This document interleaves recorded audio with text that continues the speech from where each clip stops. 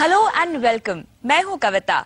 Lifestyle गुरु में हम आपकी जिंदगी और रहन सहन को बेहतर बनाने की कोशिश में लगे हैं। ये तो सच है कि बच्चों को जिंदगी में आने वाली चुनौतियों के लिए तैयार करना है तो ऐसी एक्टिविटीज काफी फायदेमंद साबित होती हैं। इनमें एक ऐसी ही संस्था है जो 9 से 16 साल के बच्चों के लिए आउटडोर और एडवेंचर बेस्ड लर्निंग प्रोग्राम जैसे rock climbing, white water rafting, mountain biking जैसी एक्टिविटीज ऑर्गेनाइज करती है।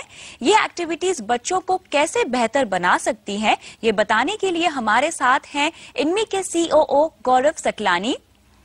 हेलो गौरव। हाय गौरव, सबसे पहले मैं आपसे ये जानना चाहूंगी कि ये जो एडवेंचर बेस्ड एक्टिविटीज होती हैं, क्या ये सिर्फ बच्चे या नौजवान लोग ही कर सकते हैं? ये ऐसी कोई इसमें एज लिमिट नहीं है। वो चैलेंज पे डिपेंड करता है और किस तरह का प्रोग्राम डिजाइन किया गया है उस पर डिपेंड करता है। एज कोई बैरियर नहीं है, पर यह है कि अलग अलग एज ग्रुप्स के लिए अलग तरह का प्रोग्राम डिजाइन होता है और अलग तरह की एक्टिविटीज होती हैं, चैलेंज लेवल होता है। अगला सवाल आपसे ये पूछना चाहूंगी कि इस तरह के जो कैंप्स होते हैं इनमें सिक्योरिटी के क्या इंतजाम होते हैं? सेफ्टी से रिलेटेड पहली चीज तो ट्रैक रिकॉर्ड जो आपको ले जा रहा है, आउटफिट जिसके साथ आप प्रोग्राम करना चाह रहे वो है कि उनका ट्रैक रिकॉर्ड कैसा है। दूसरी चीज है उनके इंस्ट्रक्टर्स और इक्विपमेंट, तो उसके बारे में जानकारी एकदम मालूम करना बहुत जरूरी है। तीसरी चीज जो आपको देखनी चाहिए किसी प्रोग्राम में जाने से पहले कि आपकी तैयारी कैसी है। आप क्या फिजिकली फिट हैं प्रोग्राम में जाने के लिए, क्या आपको पूरी जानकारी है कि किस तरह का चैलेंज होगा, किस तरह की एक्टिविटी होगी। और चौथी चीज जो आपको आउटफिट जिसके साथ आप जा रहे हैं उनके पास बैकअप क्या है। अगर आप विल्डरनेस में हैं तो क्या सेफ्टी के क्या उनके पास बैकअप्स हैं। तो अगर किसी को अपना करियर बनाना है इसी क्षेत्र में तो इंडिया में क्या क्या ऑप्शंस है? 2-3 तरह की अपॉर्चुनिटीज जो बड़ी क्लियरली हैं। एक तो है अगर आप किसी आउटडोर एक्टिविटी से संबंध रखते हैं तो इंस्ट्रक्टर या गाइड बनना या किसी तरह का फैसिलिटेटर बनना एक्टिविटी से। दूसरी चीज हो सकती है कोई मार्केटिंग रोल, अगर आप चाहें इस क्षेत्र में करना चाहते हैं और किसी कंपनी के साथ काम करना चाहते हैं। और तीसरी चीज हो सकती है अगर आप एक एज अ बिजनेस कोई यूनिट या आउटफिट सेटअप करना चाहते हैं जहां ये सब अपॉर्चुनिटीज प्रोवाइड करी जा रही हो, तो आपके इंटरेस्ट, आपके बैकग्राउंड, आप उसमें क्या टाइम ये रिसोर्स इन्वेस्ट करना चाहते हैं उस पर डिपेंड करते हुए काफी अपॉर्चुनिटीज आजकल भारत में इस क्षेत्र में है। अच्छा, अगर किसी को तैरना नहीं आता तो वो रिवर राफ्टिंग और स्कूबा डाइविंग जैसी एक्टिविटीज कैसे करे?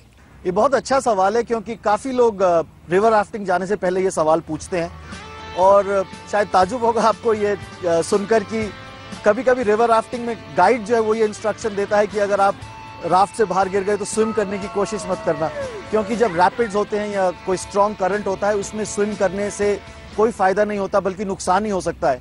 तो स्विमिंग की कोई जरूरत नहीं है, मतलब कोई आपको कंपल्सरी नहीं कि स्विमिंग आनी चाहिए। जो हमारे पास लाइफ जैकेट्स होती हैं, हेलमेट्स होते हैं, उनसे आप डूब नहीं सकते। अगर आप कंफर्टेबल हैं पानी के अंदर, एक बार गिर भी जाएं, आपके रेस्क्यू के लिए आपके वहाँ पूरी उसके लिए ड्रिल होती है, उसका पूरा प्लान होता है पहले से। तो कोई रिवर राफ्टिंग में स्विमिंग की आवश्यकता नहीं है आने की आपको पहले से। और स्कूबा डाइविंग कैसे? स्कूबा डाइविंग में शायद थोड़ी ज्यादा जरूरत है आपसे, आप पानी से वाकिफ हो, थोड़ा स्विमिंग से वाकिफ हो, क्योंकि आपको पानी के नीचे रहने होता है, अलग अलग तरह के इक्विपमेंट का प्रयोग करना होता है और पानी में अपने को मनूवर भी करना होता है। अच्छा, बहुत सारे लोग हैं जो हाइकिंग और ट्रेकिंग से दूर भागते हैं क्योंकि उन्हें ऊंचाई से डर लगता है, तो इस तरह के लोगों को आप क्या सलाह देंगे? सच तो यह है कि किसी भी डर को निकालने के लिए, किसी भी फियर को ओवरकम करने के लिए हमें उसका सामना करना होता है।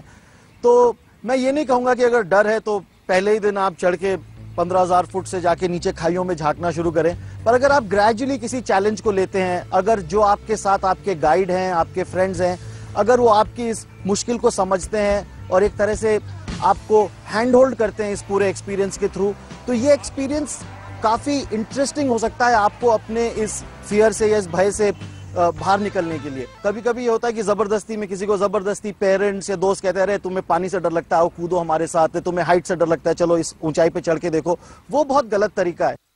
अगर आप भी अपने बच्चों को एक बढ़िया एडवेंचर ट्रिप पर भेजने का प्लान बना रहे हैं तो इनमी के कैंप्स में इन्हें भेज दीजिए। इनके अगले बैचेस अप्रैल में कैंपेनिंग के लिए निकलेंगे। Thank you so much Gaurav for being with us on the show. Thank you for inviting.